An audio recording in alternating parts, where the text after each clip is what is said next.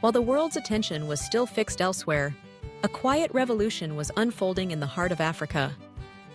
Rwanda, a nation once known for its tragic past, was busy crafting a future that the rest of the globe would soon envy. Long before plastic pollution filled headlines, sparked mass protests, or triggered international summits, Rwanda was already taking decisive action.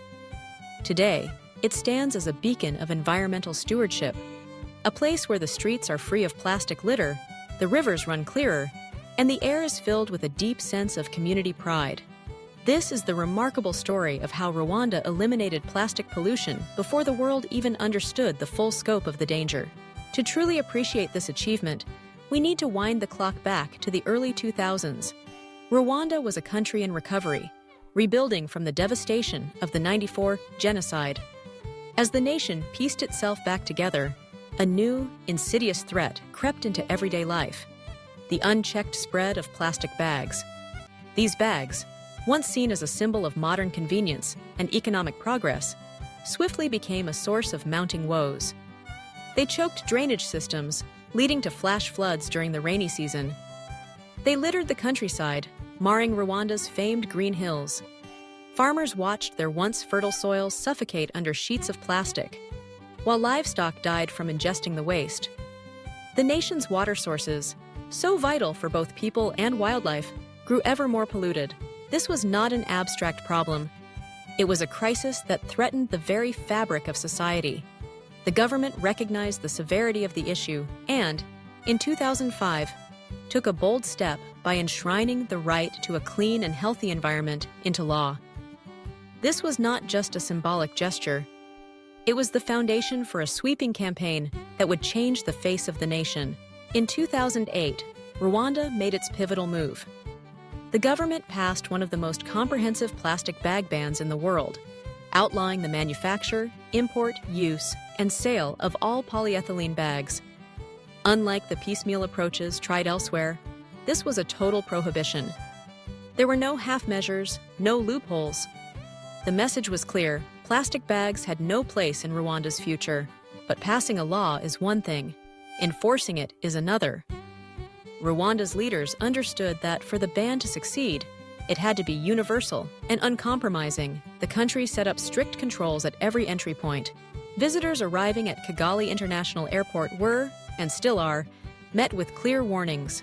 Plastic bags are forbidden. Customs officials inspect luggage, confiscating any illicit plastic on the spot.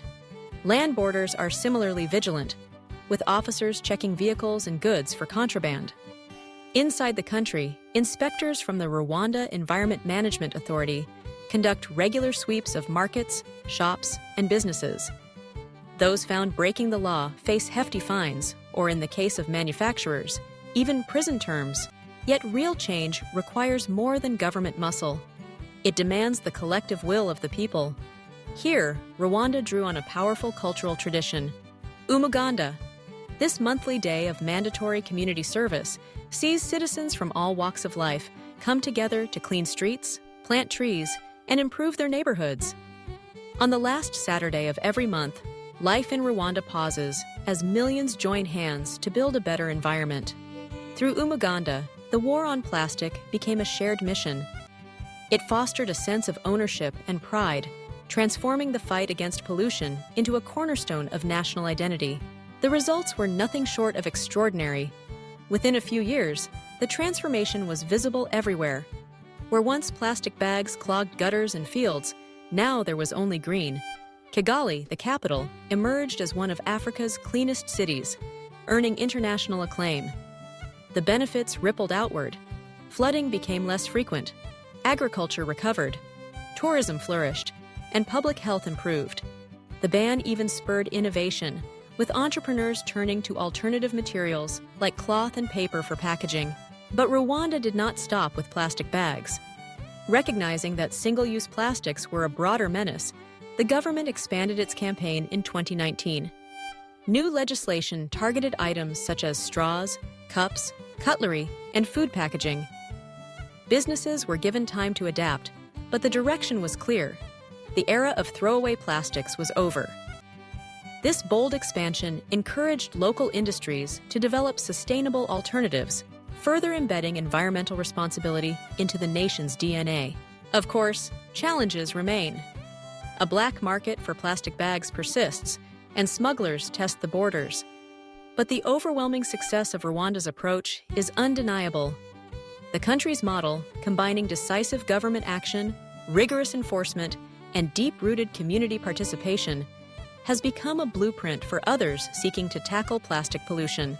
Rwanda's journey offers powerful lessons.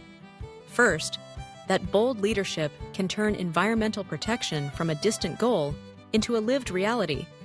Second, that laws only work when they are enforced consistently and fairly. And third, that lasting change comes when people are not just told what to do, but are inspired to take part. Today, Rwanda's influence extends far beyond its borders. As a co-chair of the High Ambition Coalition to End Plastic Pollution, it is helping to shape global efforts to eliminate plastic waste. Rwandan leaders argue, rightly, that no single nation can solve this crisis alone. Plastic pollution does not respect borders. It is a global challenge that demands a global solution. So, as the world grapples with mountains of plastic waste and the search for answers grows ever more urgent, Rwanda stands as living proof that another path is possible. With courage, vision, and unity, even the most daunting challenges can be overcome. The streets of Kigali, the rolling green hills, and the clear flowing rivers are a testament to what can be achieved when a nation chooses to act. Not tomorrow, but today. Can your country follow Rwanda's example? The journey may not be easy, but Rwanda's story shows that it is never too early or too late to make a difference. The world is watching, and the time to act is now.